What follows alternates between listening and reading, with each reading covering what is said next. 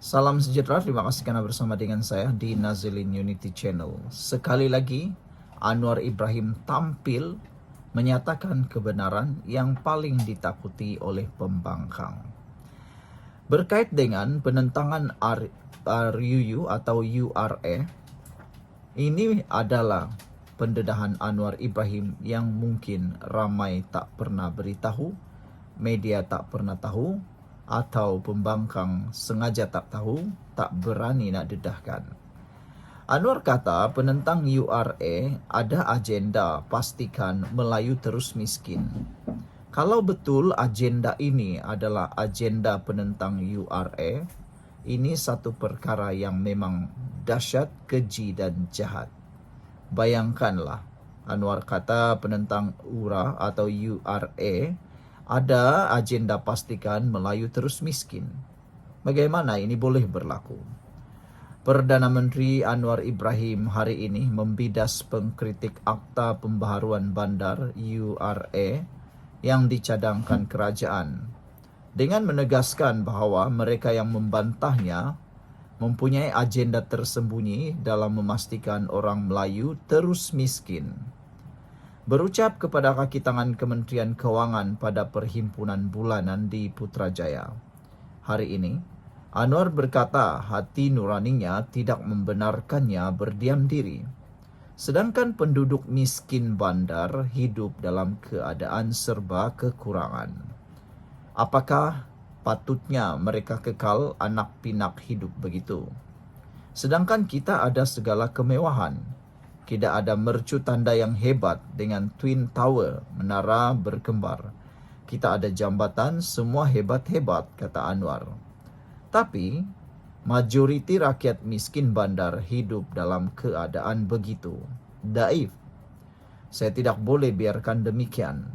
Ia menyentuh hati nurani saya, kata Anwar yang juga Menteri Keuangan.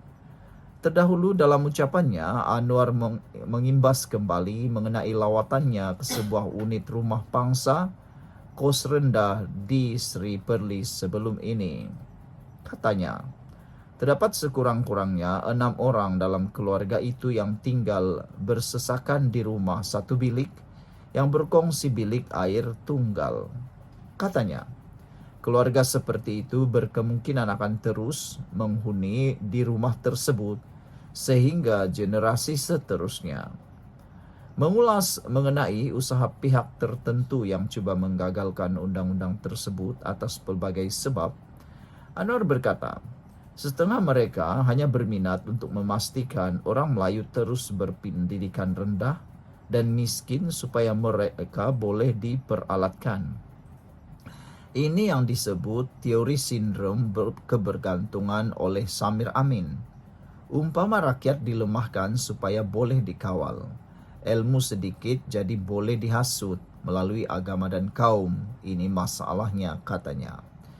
Mengulangi jaminannya bahawa URA tidak akan mengubah status tanah terjejas, Anwar menegaskan bahawa mereka yang menentang URA masih belum mengemukakan sebarang cadangan balas.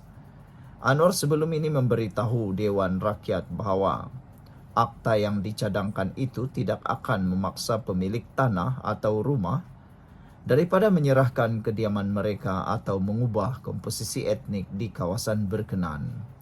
Perdana Menteri juga memberi jaminan bahawa rang undang-undang itu tidak akan mengandungi peruntukan yang boleh menyebabkan pemilik tanpa mengira kaum mereka kehilangan pemilikan harta mereka. Timbalan Presiden PAS Tuan Ibrahim Tuan Man sebelum ini mendakwa rang undang-undang itu adalah kaedah halus untuk memindahkan orang Melayu dan India yang miskin dari kawasan bandar kerana mereka tidak akan dapat membeli semula rumah mereka kerana kos yang meningkat. Dakwaan itu diulangi oleh bekas Perdana Menteri Datuk Seri Dr. Mahathir Mohamad yang berkata penguatkuasaan akta itu akan menyaksikan hanya golongan kaya dan pemilik perniagaan mampu hidup di kawasan bandar menjadikan masa depan masyarakat Melayu tidak menentu. Akta yang dicadangkan itu berkemungkinan akan dibentangkan di Dewan Rakyat pada Jun atau Julai ini. Sekian dulu untuk kali ini. Jangan lupa tinggalkan komen anda, tekan butang subscribe. Bye-bye. Salam sejahtera, terima kasih karena bersama dengan saya di Nazilin Unity Channel. Yang dilaporkan. Menurut media sosial, kononnya yang dilapor ialah 830 juta ringgit. Itu yang dilaporkan lesap menurut media sosial ini. Tapi yang kini telah dijumpai hanya 170 juta ringgit dan jongkong emas. Bakinya kemana? Kita lihat siapa yang kena. Menurut hantaran di Facebook Pakatan Harapan Friends. Saudara-saudara sekalian, memang agak mengejutkan kita apabila ada kenyataan tular seperti ini. Dari mana 830 juta? Untuk apa 830 juta? Dan kenapa pula tiba-tiba lesap? Bagaimana uang yang begini banyak boleh lesap begitu sahaja? Ini memang sangat luar biasa. Saudara-saudara sekalian, adakah 830 juta ini dipegang seorang sahaja atau dipegang secara berkolektif? Itu pun jadi tanda tanya. Tapi yang paling menarik, 170 juta dan jongkong emas itu yang telah ditemui sebenarnya untuk apa? Karena kita sudah tahu, Barisan Nasional dan khususnya UMNO telah pun menyatakan penafian tiada kaitan langsung dengan penemuan 170 juta ringgit itu dan jongkong emas. Bahkan Zahid Hamidi sebentar tadi juga mengatakan bahwa ianya tidak akan menjejaskan UMNO Barisan Nasional dalam pilihan raya air kuning kerana siasatan yang dibuat terhadap Ismail Sabri Yaakob tidaklah bersifat kepartian tetapi bersifat peribadi. Kata Zahid Hamidi, tiada sesiapa pemimpin dalam UMNO yang terlibat. Ianya hanya bersifat pribadi. Apabila perkara itu disebut sebagai sifat pribadi, jadi milik siapakah uang itu? Siapakah yang harus bertanggung jawab?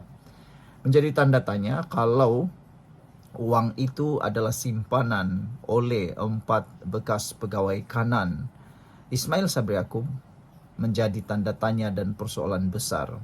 Bagaimana pegawai kanan yang gajinya tidaklah seberapa itu boleh mengumpul keuangan sehingga begitu banyak 170 juta dan juga jongkong emas. Itu pun jadi pertanyaan juga. Menurut Hamzah Rina, 2 hari lepas SPRM menyita lagi dana 9,33 juta bersama 13 akaun bank. SPRM beberapa hari yang lepas telah pun mendedahkan bahawa ada 13 akaun bank bersama dengan 9,3 juta ringgit telah pun disita. Hari ini rakyat pun sebenarnya tahu. Selama 33 bulan, 2 orang Perdana Menteri, yakni Muhyiddin Yassin dan juga Ismail Sabri Yaakob, berapa ratus juta sebenarnya yang telah hilang? Itulah menjadi pertanyaan daripada netizen kerana kita pun tahu Muhyiddin Yassin sekarang pun sedang menghadapi perbincangan berkaitan dengan jana wibawa. Muhyiddin Yassin juga sekarang sudah masuk dalam kluster mahkamah. Jadi tidak salahlah apabila Hamzah Rini ini bertanya, sepanjang 2 orang Perdana Menteri itu menjadi Perdana Menteri, yaitu ketika kerajaan dipimpin Perikatan Nasional bersama dengan Barisan Nasional, berapa sebenarnya uang ringgit kerajaan milik rakyat yang sudah kena sakau. Sebab itulah para penyamun asik menyuruh Perdana Menteri ke-10 letak jawatan. Sampai rakyat pun naik hairan. Kenapa mereka beria-ia sangat? Kalau boleh kata, hampir setiap hari mereka mendesak Anwar Ibrahim letak jawatan. Tetap letak jawatan dan letak jawatan. Mengapa mereka begitu beria-ia sangat nak menebuk atap? Bahkan tak mahu pula tanda tangan MOU. Tak berani pula nak isytiharkan harta. Adakah ini ada udang di sebalik batu? Kenapa? Ini pun menimbulkan tanda tanya dan persoalan hairannya rakyat. Kenapa puak-puak pembangkang ini asik dok desak Perdana Menteri ke-10 letak jawatan? Rupa-rupanya kes Sakau 33 bulan lagi dahsyat, lebih hebat daripada kes 1MDB. Banyak wang negara telah lesap begitu saja, terus berpindah tangan ke tangan para penyakau. Itu pun masih ramai yang menyokong mereka lagi menurut Hamzah Renia. Mereka yang ada kepentingan pasti akan menyokong penyakau-penyakau tersebut. Kita tidak merasa hairan pun kerana mereka dapat habuan dan laba yang besar. Rakyat biasa seperti kita 1 sen pun tidak mendapat apa-apa, malah telah pun merugikan negara. Oleh yang demikian, rakyat perlu segera sedar, adakah kita patut menyokong mereka yang mengkhianati amanah yang telah kita berikan kepada mereka sebelum ini? Persoalan itu sangat penting. Sekian dulu untuk kali ini, jangan lupa tinggalkan komen Anda.